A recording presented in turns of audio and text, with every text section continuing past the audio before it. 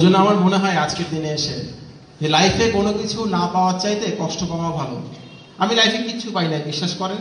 একটা জিনিস পাইছিলাম, সেটা হচ্ছে কষ্ট। অনেক কষ্ট পাইছি, অনেক। এবং সেই কষ্টগুলোকে কারোর সঙ্গে শেয়ার করি নাই কখনো। কখনো কাউকে অভিযোগ করি নাই কোনো বিষয়ে, কখনো কাউকে কথা শোনাই দিই নাই। অনেক কথা শুনছি, হজম করছি।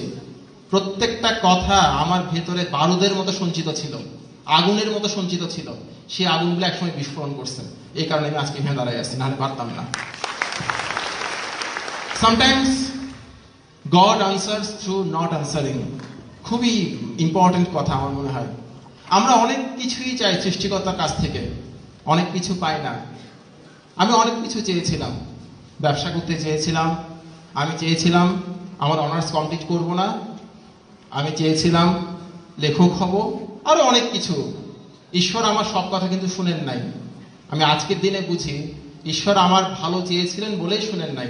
ওই জন্য ঈশ্বর মাঝে মধ্যে আমাদের প্রার্থনাগুলো উত্তর দেন, প্রার্থনাগুলোর উত্তর না দেওয়ার মাধ্যমে। ঈশ্বরই জানেন কোনটা আমাদের জন্য ভালো, কোনটা আমাদের জন্য খারাপ। এখানে বিচার করার কোনো কিছু নাই। আর অন্য কিছু বাদ দেন, আপনার লাইফে কালকে কি ঘটতেছে শুধুমাত্র ওটা দেখার জন্য বেঁচে থাকেন, আর কোনো কিছু না। প্রত্যেকটা ডে একটা নিউ এক্সপেরিয়েন্স। কারো কাছে আপনার গুরুত্ব যতটুকু, তাকে ঠিক ততটুকুই গুরুত্ব দিবেন, এর বেশি না। এর বেশি দিলে মানুষ আপনাকে দুর্বল ভাববে। যে মানুষটা আপনাকে তার জীবনে অপরিহার্য মনে করেন না, কখনোই সে মানুষটাকে আপনার জীবনে অপরিহার্য বানাবেন না, সে যে হোক না কেন।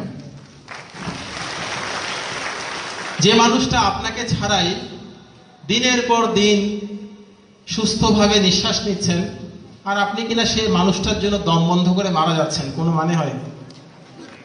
হাস্যকর, হাস্যকর।